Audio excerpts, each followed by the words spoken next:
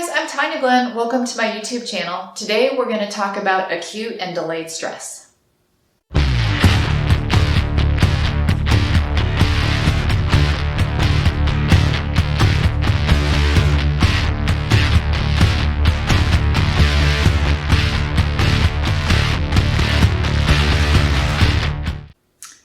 Hi guys, I'm Tanya Glenn. Welcome back to my YouTube channel. Today I'm joined by Monica from my team. Monica, you want to say hi to our audience? Hi, I'm Monica. I've been with the practice. I'm a therapist here. I've been here about 2 years. All right, so today we're going to talk to you about acute and delayed stress. So I'm going to tackle acute stress and then I'm going to toss it to Monica for delayed. So acute stress is when you are threatened with some sort of challenge or change or some sort of bad thing happening and your body launches into fight or flight. Your brain tells your body very quickly to do this. And there's a whole host of things that happen. In an acute stress response, it's not super pleasant because there's a lot of physical manifestations that first responders and military members just really hate. So one of the first things that happens in a fight or flight response is something called shunting. And shunting is when your brain tells your body to divert your blood flow from your extremities to push it to your core so we can oxygenate your heart, your lungs, and your big muscles, and your back, and your arms, and your legs for running power and striking power. The idea is that those fine motor skills, when you need to kill and get out, they just don't matter.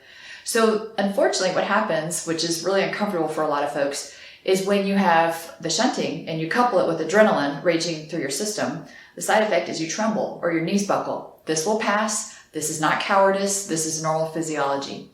Another thing that happens is we throw up. So in a fight or flight response, we throw up because you stop digesting. Digestion burns a lot of calories, takes a lot of energy. So your brain just tells your body to stop doing that because we're going to use these calories for the run and the fight. So if there's food in your belly and your brain catches up to the fact that, hey, there's food in your belly, you're never going to break this down. As a matter of fact, this is a really bad choice for today. So what we're going to do is we're going to flood your digestive tract with water and you're going to projectile vomit whatever you ate right out. And by the way, when you do this, you're lighter so you can run faster. That's a good thing. Of course, most first responders and military members, when someone throws up, they make fun of them. And so what we're asking you to do is maybe not do that. Just be nice. And then finally what happens is in a fight or flight response, the next thing is that you may evacuate your bladder or your bowel. Yep, we're going to talk to you about pooping and peeing on yourself today. And the reason this happens is if your brain interprets that you're in the fight of a lifetime, it will tell your body to evacuate everything. In the case that you get eviscerated or your bladder gets punctured, any good OR can fix the damage, but when you're pooping, your pee goes all over you, you're going to go septic. So the whole idea is to clean you out. So again, let's stop making fun of each other and let's be nice, right? Because this is all part of survival.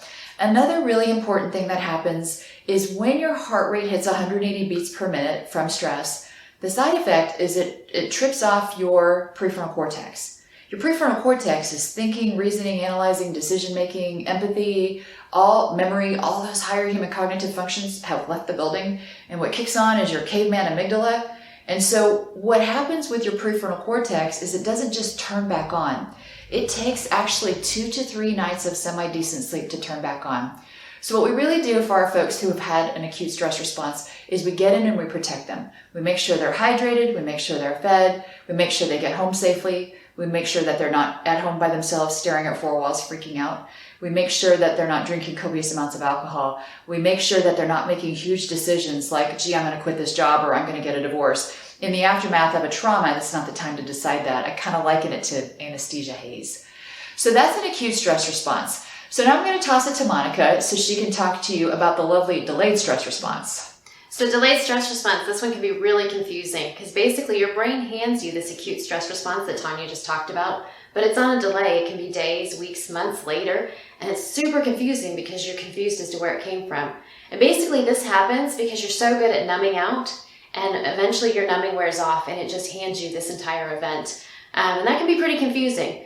The main trigger to this happening is when you put on your uniform to go back to work. And you put on your uniform, you're getting ready and your stomach starts hurting and you just start feeling nauseous and don't want to go.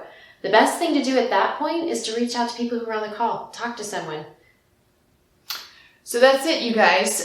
These are not super pleasant, but really, really normal. And so in normalizing this, we hope that if you've experienced this, you now know that you are officially normal. And what happened to you is something that happens to all of us. So we thank you guys for tuning in and we'll see you in the next video.